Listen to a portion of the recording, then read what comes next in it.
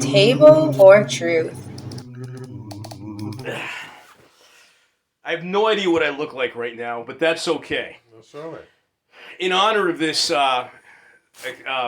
fastidious occasion, I decided to dress up like I was homeless. I hope nobody minds. It just seemed like the right thing to do. Well, seeing as that your still picture is you in a barrel, I think it's a great improvement. I think you may be onto something there. No, but all kidding aside, it's freezing out, and if you haven't noticed the gale outside, you have to dress thermal today, no matter who you are. So, in all fairness, anybody who's out there, bundle up. I don't care who you are. Stay safe. Good grief. All right, so welcome to another episode of Table for Truth. This is our first live broadcast for what it's worth. We may not even use this material. This is just, simulation rounds here, but at least you can hear us either way because we're still going to podcast this one way or another. So, and I wouldn't call it live. We are videotaped. We are videotaped, which yes. Shall also be edited. So we're not live, but... Well, we're live right now at this moment in time. Oh, okay. So anybody that stumbles into this room will see this live. And you're welcome to get here if you know my address, which most people, thank God, this is a nice little private excursion right now. But maybe we'll have a party for the fans someday. I don't know. All right. Well, the first thing, if you don't mind, I'd like to give a little shout out. I happened to walk in the Price Choppers this week, and I think we discussed this real quick. And I heard Tyson. And so I looked around, and I said to myself, Lord, is it time? I'm not ready to go yet. And then I spun around, and there was a young man who had a nice smile on his face and asked, "Are you Tyson?" I said, "Yes." And he was a podcast listener, Ruben. Ruben. I shook his hand, and he was a handsome gentleman with a nice young lady, and they were doing shopping, and he happened to recognize me. Well, there you go. And That's so, great. I thank Ruben. It was warm to the heart. Nice to meet new people, and thank you.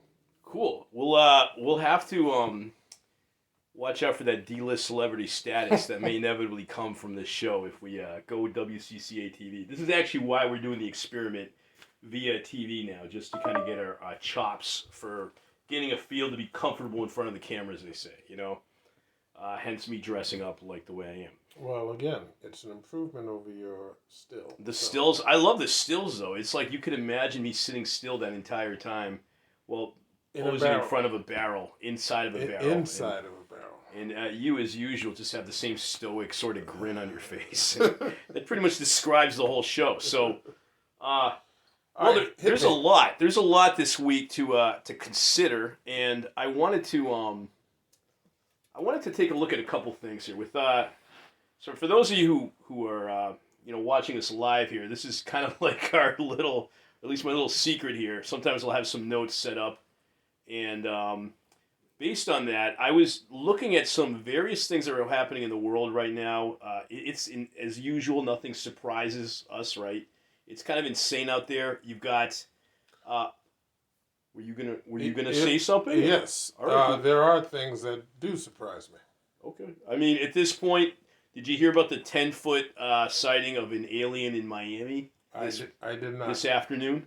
Anybody see that? Was it a boa constrictor? It was not a boa constrictor. I have not looked deep on this investigation, but it was actually on the Hill of all places.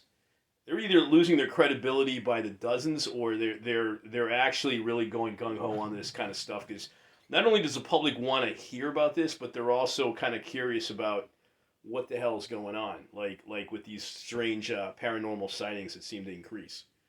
And I don't know enough about it, but folks, look this one up if you happen to be looking at watching the show today or listening. What you want me to look for it? I'll look for it right now. No. We need to continue on because we haven't done the research. Okay. And I don't believe it. You don't believe? Well, that's just it. It's not so much you believe it. It's all on evidence. So you're right. That's fair. But let's keep looking here. The fact of the matter is there are a couple things going on here. The Epstein thing was, you've heard about that? Yes. What is your thoughts on everything going on right now on that, because I don't even know where to start. Well, most of it is old news. When his Black Book was released, and all these names of famous people, both on the left and right. Actually, the right was saying it was going to be more Democrats than anything.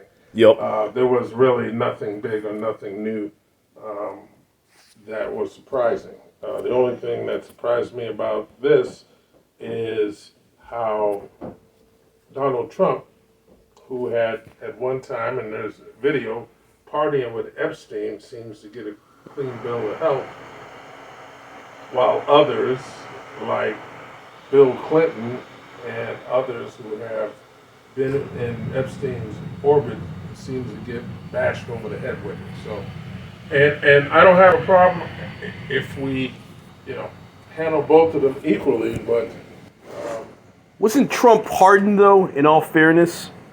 pardon? Yeah, well, not pardoned, but based on the accusations of him hanging out in Epstein Island or whatever, there was not enough substantial evidence to actually link him to be one of the on the list. But no one on the list has been linked to any of the sexual activities, particularly with underage girls and whatnot. So. Well, thank God for that. I mean, to be fair, he was flying A-listers around and things. He wanted to be in their orbit, because he had money and I guess wanted to be close to fame, and so. But none of those people have been alleged to have partaked in some of the sexual activities in which he was convicted of. but to be fair, wasn't Jimmy Fallon and Whoopi Goldberg on that list too? But of course, they were not found to have any. No, actually, no. Aaron Rodgers was the one who alleged that Jimmy Fallon was going to be on the list before it was released, and it was not. It was untrue, and Jimmy Fallon never met Epstein, never been near Epstein. So the whole thing was a blatant lie. A blatant lie, huh? Yeah. Okay, that's fair. I mean, again, just because you end up on the list, in an era of innocent. When you throw that out there, and Rogers has a beef with Fallon because Fallon had called him on the carpet on a few things, but to throw that out before the list without any proof, and I never saw Rogers come back on that particular show and say, "Hey, I was wrong. I shouldn't have. I apologize." Whatever. Well, if you didn't do anything, yeah, But just to put that out there. But some people will hear that first part and then will assume that Fallon was in Epstein's orbit and leave it at that. So that's where I have a problem, where a correction is not given, particularly those that believe the crap. You know what? I'm going to have to agree with you. That would be reinforcing our entire show on alleged accusations back in the day. It's not fair that your entire reputation is tarnished because of an alleged accusation. So there you go. It goes both ways. So yes. I would say just as SAT style here, Russell Brand was alleged of shenanigans years ago. Innocent until proven guilty, in all fairness, especially in this era of hyper, what would be the word? Accusations by detractors and political enemies of anything. The most rational way to go about this is, as much as people want to grab them pitchforks, give the person a shot to clear their name. Because it's so easy, especially in a world of increasing deepfake, as you put it, sound bites, whatnot, to get to the truth. We want to get to the truth. I think the easiest way to tell what the truth is by getting to the theme of a person overall. So, take any of these figures and just say, thematically, during their lifetime, right? You have to almost think of it like a science experiment.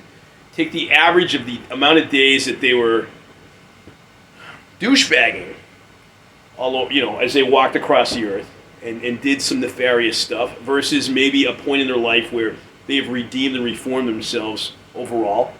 People are not perfect.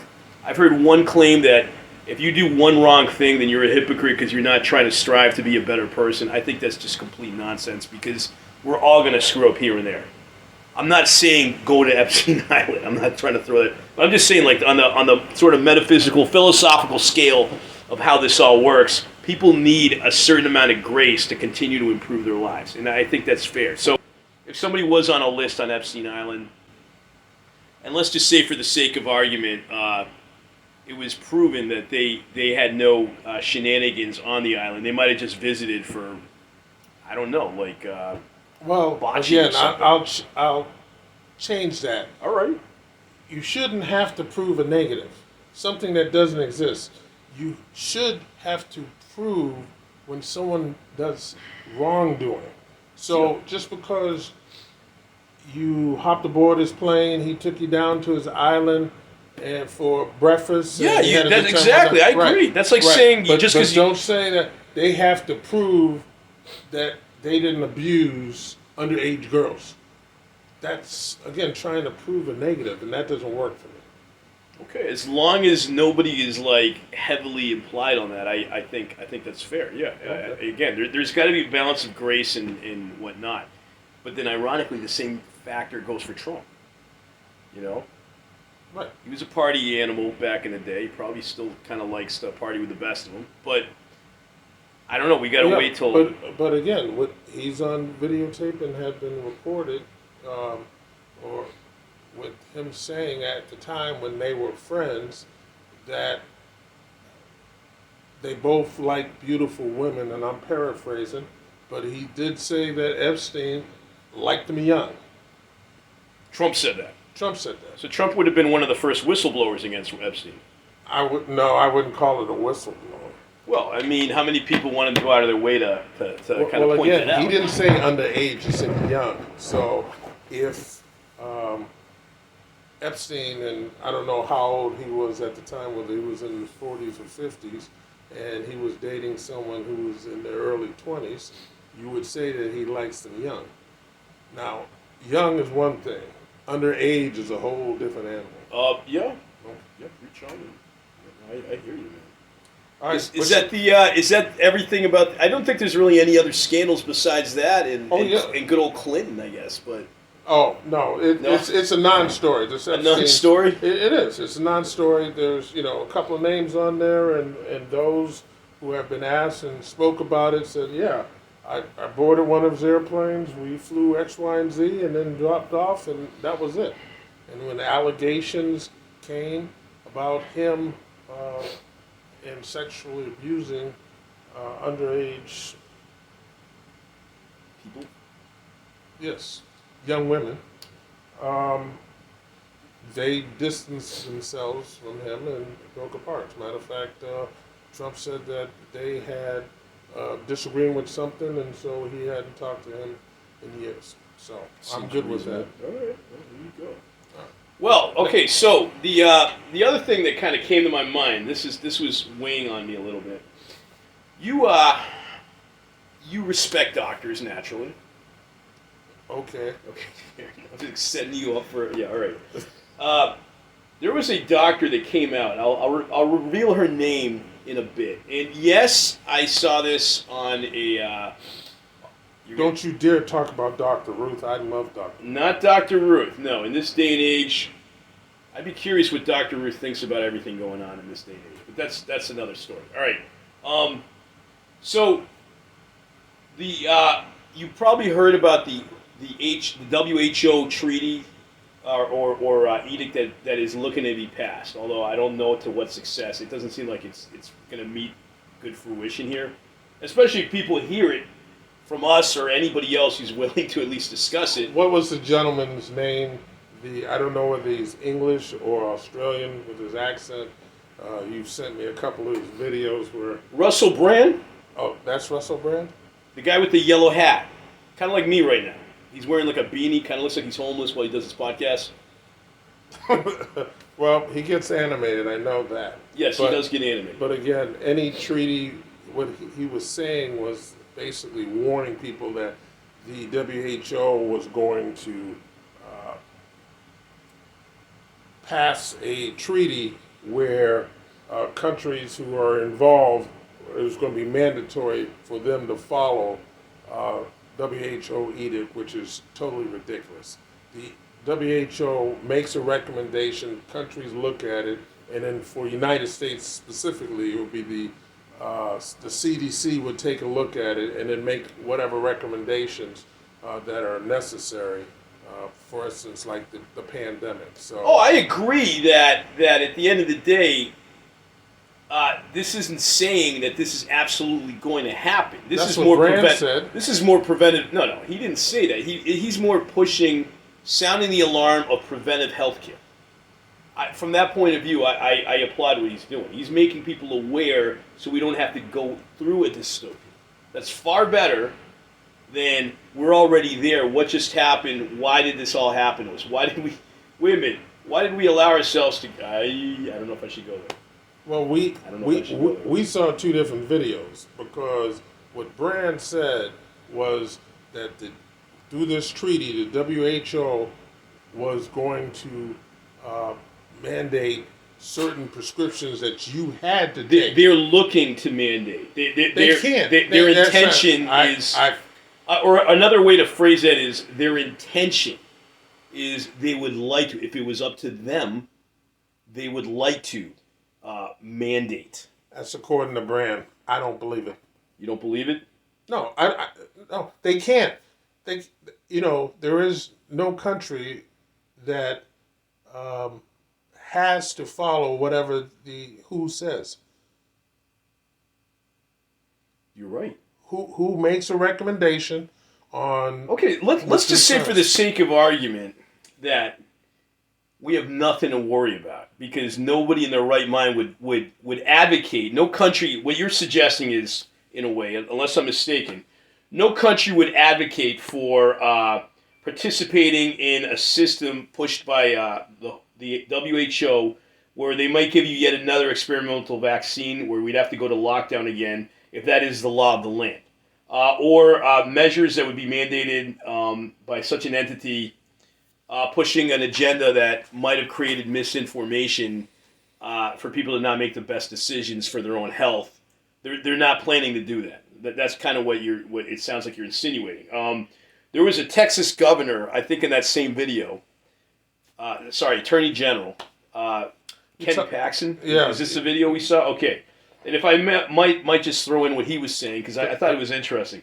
Suing Pfizer for misrepresenting the effectiveness of their vax and the conspiracy to censor public discourse. Kind of like what we're doing, in theory, because YouTube is being such a saint that they wouldn't demonetize this channel if it was actually very famous, right? They wouldn't do that. There is no need to worry about that kind of government overreach or just authoritarian overreach. You're throwing in a bunch of stuff. Pfizer is a pharmaceutical company. We have nothing to worry about. They are not government. No, but they don't have any. They have no influence. That government entity and all. They are not. They cannot demand social entities not publish. They may not pass it and succeed and do it, but they may want. They can't. They can't. No. So there's no connection with Pfizer having some sort of cahoots, maybe unofficially behind the scenes, with the current administration pushing, in particular, vaccine agendas as opposed to preventive healthcare in the last pandemic. There's absolutely proof, like irrefutable proof that they had nothing to do with it. They just lucked out. They just got the jackpot. Negative. What happened was that the CDC looked at the vaccines, and again, this was all under President Trump, and this was, well, I forgot what the term was. It's a Star Trek term. I think it was Star Trek. But anyway, the fast tracking of the vaccine. Yes. Warp speed. Thank you. Warp speed. Thank you. So this was all under the Trump administration. He executed warp speed. They came up with a vaccine within a year. Right. Instead of the typical 5 years, they used RNA technology, which was top-of-the-line technology. I get that. The CDC looked at it. There was tests done, and so Pfizer And again, this is not who. Pfizer is a United States company. Moderna, a United States company. As a matter of fact, it was out of Cambridge. And then you also had, who's the latecomer, was Johnson and Johnson, another American company. So, bringing up the WHO and all that with our vaccines, as far as I was concerned, was no culpability. Nice. I wouldn't say no culpability, but it doesn't make sense. The WHO makes a recommendation, and nobody had to enforce it. We executed it, and government officials made a decision, including the CDC, what was best for the health of Americans with a novel pandemic. They had lives to save. Well, and there's this whole thing about, and you had mentioned this before Brand did, about, we don't know the long-term effects. The drug wasn't around for 10 years to know the long-term effects. So if we don't know the long-term effects, why did they push it so hard? Why didn't they allow multiple alternatives just as a good hypothesis? You mean like... preventive health care. Huh? Preventive health care? Yeah. I told you from the start, ever since this show started, push an army of personal trainers and nutritionists, have them go door to door, save like $50 billion by doing that, and then those who don't want to actually learn to take care of themselves, wash the dust off your bootstraps and go to the next town, go to the next store.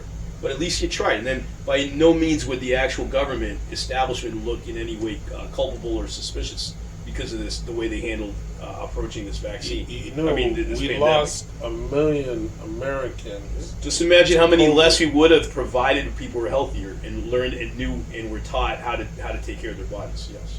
Okay. Just as a nice thought experiment. But if I may, yes. So according to that same article, Russell Brand actually introduces a woman named Dr. Merrill, who was one of these good doctors who was willing to put her career on the line, getting her license revoked for, if I may, her not license was conforming to the mandate on the medical no industry. Credibility. Oh, okay. You researched her. Why doesn't she have any credibility? Because her license was revoked. Why did her license get revoked? I have no idea. I was listening to she refused to conform to the mandate brought onto the medical industry of forcing the vaccination as the only alternative to saving everybody.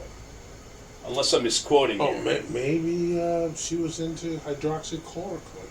I mean, maybe she was, but can you absolutely prove that would have killed millions of people? Again, you want me to prove a negative? I don't do that. Well, then that's not good arguments. Hydroxychloroquine was looked at, and the CDC showed that it had no effect. The CDC that we can trust, naturally. Oh, well. Well, okay, all right. Let's continue on here. Yes. So anyway, Dr. Merrill went on this we'll just say rant. We'll humor you. Where she cautioned, that the WHO is developing, or it would like to. Let's use the Tyson argument. They're not. It's just rumors and innuendos that they want to do this, but I guess they really don't. But according to her, they can want to do that. They can't do it. Okay, but we'll get to that in a second. Right. According to her, the WHO would like to develop through all its nations, but with the WHO director of the United States in particular being charged of everything all over the world, a pandemic treaty and amendments to the existing international health regulations that will remove the human rights protections currently embedded in the existing protocol. This could include forced surveillance, censorship, just like apparently it was attempted during the last pandemic for anybody that questioned the narrative. Get rid of freedom of speech as a result, require government to censor and push only one single narrative. Doesn't sound like a stretch considering we just have to look at history 3 years ago. We may also have to be subjugated to vaccines developed in 100 days if they had it their way. They could enforce individual passports and get a little bit more authoritarian on that again. And dictate what drugs you can or can't use once a pandemic is declared. So you picture a Fauci-like figure edicting a pandemic exists from their point of view, and therefore everybody has to obey. I guess that's the concern.